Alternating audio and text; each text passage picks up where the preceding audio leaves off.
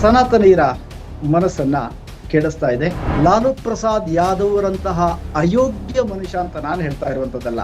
ಕಾಂಗ್ರೆಸ್ಸಿನ ಅಧ್ಯಕ್ಷರಾದಂತಹ ಮಲ್ಲಿಕಾರ್ಜುನ್ ಖರ್ಗೆ ಕುಂಭಮೇಳದಲ್ಲಿ ಸ್ನಾನ ಮಾಡುವುದರಿಂದ ಬಡತನ ನಿರ್ಮೂಲ ಆಗುತ್ತಾ ಅಂತ. ಬಾಂಗ್ಲಾದೇಶದಲ್ಲಿ ಏನಾದ್ರೂ ಕೂಡ ಪ್ರಾಬ್ಲಮ್ ಆಯ್ತು ಅಂತಂದ್ರೆ ಇಲ್ಲಿ ಕಣ್ಣೀರು ನಿಮಗೆ ಬರುತ್ತೆ. ಅದೇ ಕಾಶ್ಮೀರಿ ಪಂಡಿತರ ಹತ್ಯೆ ಆದಂತಹ ಸಂದರ್ಭದಲ್ಲಿ ಬಾಯಿ ಕಡುಬು ಹಾಕೊಂಡು ಕೂತ್ಕೊಂಡಿದ್ರಲ್ಲ, ಸ್ಟಾಲಿನ್ ಅಜ್ಜ ಅಥವಾ ಅಪ್ಪ ಕರುಣಾನಿಧಿ ರಾಮನ ಅಸ್ತಿತ್ವವನ್ನೇ ಅಲಗಡದಂತಹ ಒಬ್ಬ ಅವಿವೇಕಿಯಾಗಿದ್ದ. ಅಖಿಲೇಶ್ ಯಾದವ್ ಕೂಡ ಒಂದು ಹೇಳಿಕೆಯನ್ನು ಕೊಡ್ತಾರೆ, ಇದರಿಂದ ಯಾವುದೇ ಅನುಕೂಲ ಆಗಿಲ್ಲ, ನೀನ್ ಯಾಕಪ್ಪ ಮಾಡಿದ್ದೆ, ನಿನ್ನ ಕಾಲಾವಧಿಯಲ್ಲೂ ಕೂಡ ನಡೆದಿತ್ತಲ್ಲ ಕುಂಭಮೇಳ, ಯಾಕೆ ಮಾಡಿದಿರಿ? ಹಾಗಿದ್ರೆ ಪ್ರಪಂಚದಲ್ಲಿ ಯಾರು ಕೂಡ ಮಾಡದಂತಹ ಕೆಲಸವನ್ನ ಉತ್ತರ ಪ್ರದೇಶದ ಮುಖ್ಯಮಂತ್ರಿಗಳಾಗಿರತಕ್ಕಂಥ ಯೋಗಿ ಆದಿತ್ಯನಾಥ್ ಮಾಡಿದ್ದಾರೆ. ನಮಸ್ಕಾರ, ಹೊಸ ದಿಗಂತ ಡಿಜಿಟಲ್ಗೆ ತಮ್ಮೆಲ್ಲರಿಗೂ ಪ್ರೀತಿಯ ಸ್ವಾಗತ. 144 ವರ್ಷಗಳಿಗೊಮ್ಮೆ ಬರುವಂಥ ಮಹಾಕುಂಭಮೇಳ ಉತ್ತರ ಪ್ರದೇಶದ ಪ್ರಯಾಗರಾಜ್ನಲ್ಲಿ ಪ್ರಾರಂಭವಾಗಿ ಇವತ್ತಿಗೆ ಬರೋಬ್ಬರಿ 33 ದಿನಗಳಾಗಿವೆ. ಈ 33 ದಿನಗಳಲ್ಲಿ ಸುಮಾರು 50 ಕೋಟಿಗೂ ಹೆಚ್ಚು ಜನರು ಗಂಗಾ ನದಿಯಲ್ಲಿ ಮಿಂದೆದ್ದಿದ್ದಾರೆ.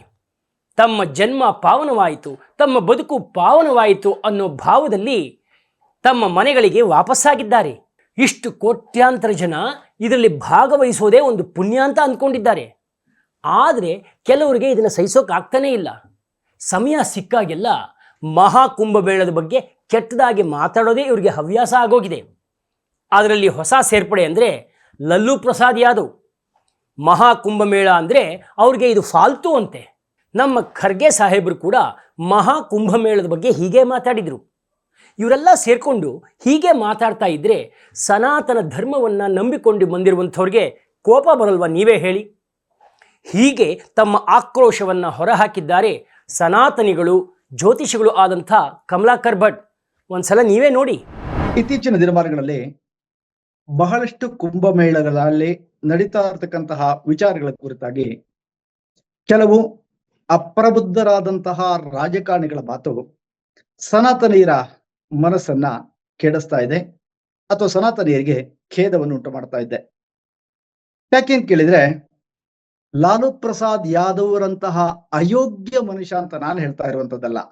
ಮೇವು ಹಗರಣಗಳಿಂದಾಗಿ ಸಾವಿರಾರು ಕೋಟಿಯ ಹಣವನ್ನ ಲೂಟಿ ಮಾಡಿದ ಅನ್ನುವಂತಹ ದೃಷ್ಟಿಯಿಂದಾಗಿ ಲಾಲು ಪ್ರಸಾದ್ ಯಾದವ್ ಅನೇಕ ವರ್ಷಗಳ ಕಾಲ ಜೈಲು ವಾಸವನ್ನ ಅನುಭವಿಸಿದ. ಹಾಗಿದ್ರೂ ಕೂಡ ಸನಾತನೀಯರ ಮೇಲೆ ಅಪಾರವಾದಂತಹ ಗದಾ ಪ್ರಹಾರವನ್ನು ಮಾಡತಕ್ಕಂತಹ ಪ್ರಕ್ರಿಯೆಗಳನ್ನ ಕೆಲವರು ಮಾಡ್ತಾ ಇರ್ತಾರೆ. ಭಾರತದ ಕಾಂಗ್ರೆಸ್ಸಿನ ಅಧ್ಯಕ್ಷರಾದಂತಹ ಮಲ್ಲಿಕಾರ್ಜುನ್ ಖರ್ಗೆ ಒಂದು ಮಾತನ್ನು ಹೇಳಿದ್ದನ್ನ ನಾವು ನೆನೆಸ್ಕೋಬಹುದು. ಕುಂಭಮೇಳದಲ್ಲಿ ಸ್ನಾನ ಮಾಡುವುದರಿಂದ ಬಡತನ ನಿರ್ಮೂಲ ಆಗತ್ತಾ ಅಂತ.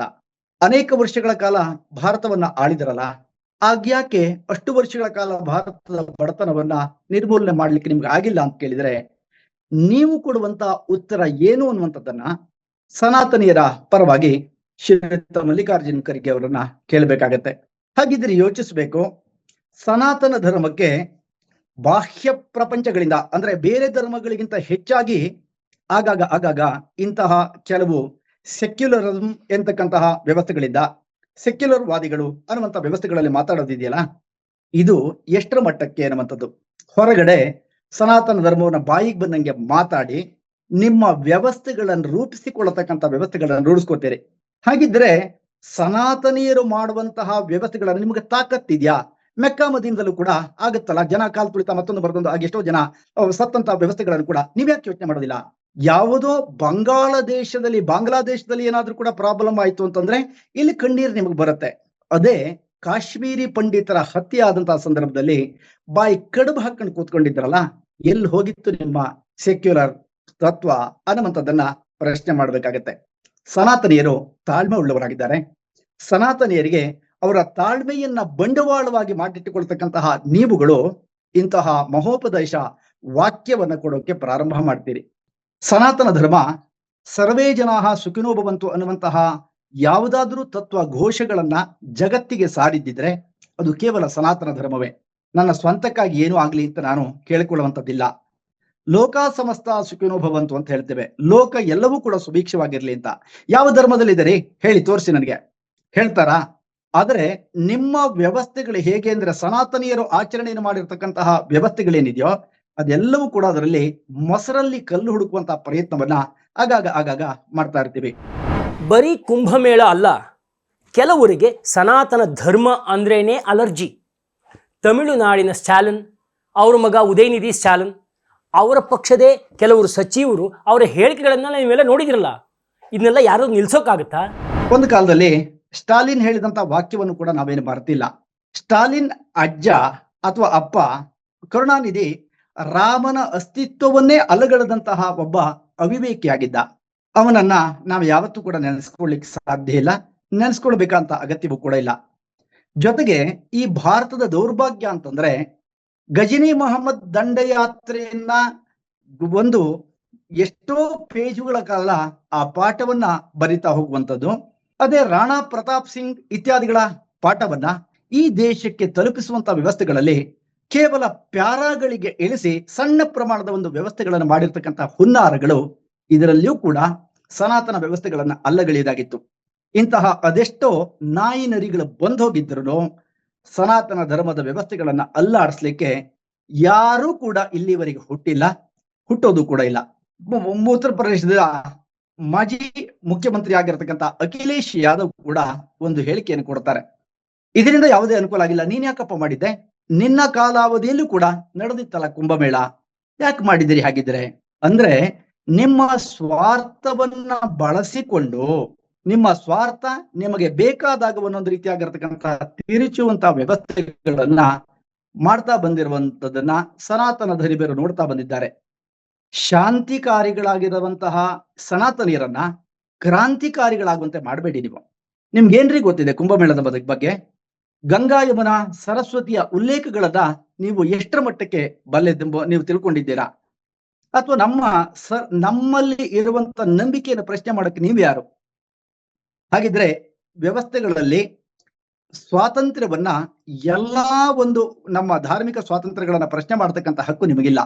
ನಿಮಗೆ ತಾಕತ್ತಿದ್ರೆ ನೀವು ಎಲ್ಲಾ ಧರ್ಮಗಳನ್ನು ಕೂಡ ಒಂದೇ ರೀತಿಯಾಗಿ ಯೋಚನೆ ಮಾಡತಕ್ಕಂಥ ವ್ಯವಸ್ಥೆಗಳನ್ನು ಮಾಡ್ಕೊಳ್ಳಿ.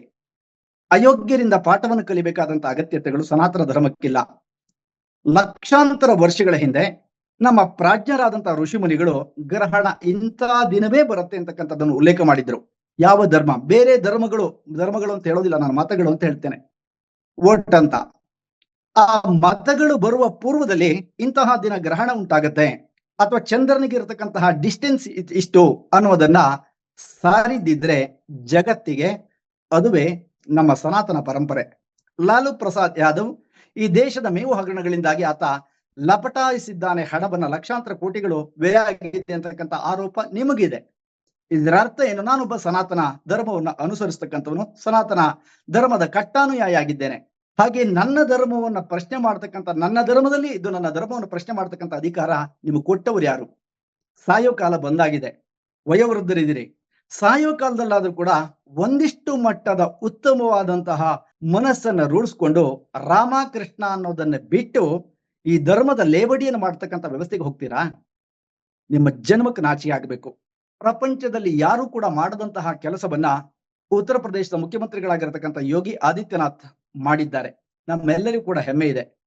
ಈ ಶತಮಾನದಲ್ಲಿ ಈ ಮಹಾಕುಂಭ ಮೇಳವನ್ನ ನಡೆಸುವುದಕ್ಕಾಗಿ ಜನ್ಮವನ್ನು ಎತ್ತಿದಂತಹ ಸಂತ ಅಂತ ಹೇಳಿದ್ರು ಕೂಡ ತಪ್ಪಾಗಲಾರದು.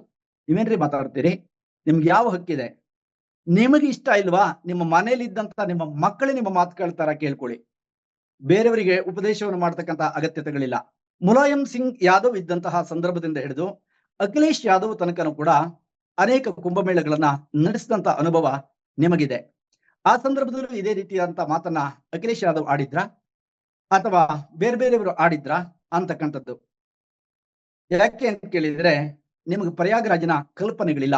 ಆ ವ್ಯವಸ್ಥೆಗಳನ್ನ ಸನಾತನಿಯರು ನನ್ನ ಧರ್ಮದ ಶ್ರದ್ಧೆಯನ್ನು ಮೆರೆಯುವಂತಹ ವ್ಯವಸ್ಥೆಗಳನ್ನ ಯೋಗಿ ಆದಿತ್ಯನಾಥ್ ತಂದಿದ್ದಾರೆ ಅಂತಕ್ಕಂಥದ್ದು ನಿಮಗೆ ಸಹಿಸಲಿಕ್ಕೆ ಆಗದೇ ಇರತಕ್ಕಂಥ ವಿಚಾರಗಳಾಗಿದೆ. ಆದ್ದರಿಂದ ಇಂತಹ ಹಗುರವಾದಂತಹ ಮಾತುಗಳನ್ನ ಸನಾತನ ಧರ್ಮದ ಮೇಲೆ ಆಡಿದ್ರೆ ಮುಂದಿನ ದಿನಮಾನಗಳಲ್ಲಿ ತಕ್ಕ ಪರಿಣಾಮವನ್ನ ಎದುರಿಸಬೇಕಾಗುತ್ತೆ ಅಂತಕ್ಕಂಥ ಮಾತು ಕೂಡ ಸ್ಪಷ್ಟವಾಗಿದೆ.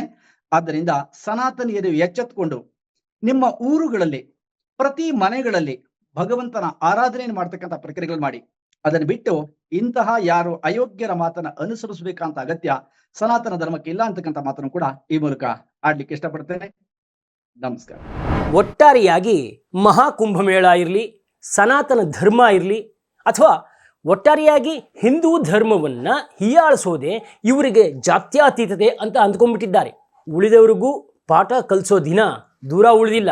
ಈ ವಿಡಿಯೋ ಇಷ್ಟ ಆದರೆ ದಯವಿಟ್ಟು ಶೇರ್ ಮಾಡಿ, ಲೈಕ್ ಮಾಡಿ, ಹಾಗೆ ಸಬ್ಸ್ಕ್ರೈಬ್ ಮಾಡಿ ಅಂತ ಹೇಳ್ತಾ ನಮಸ್ಕಾರ.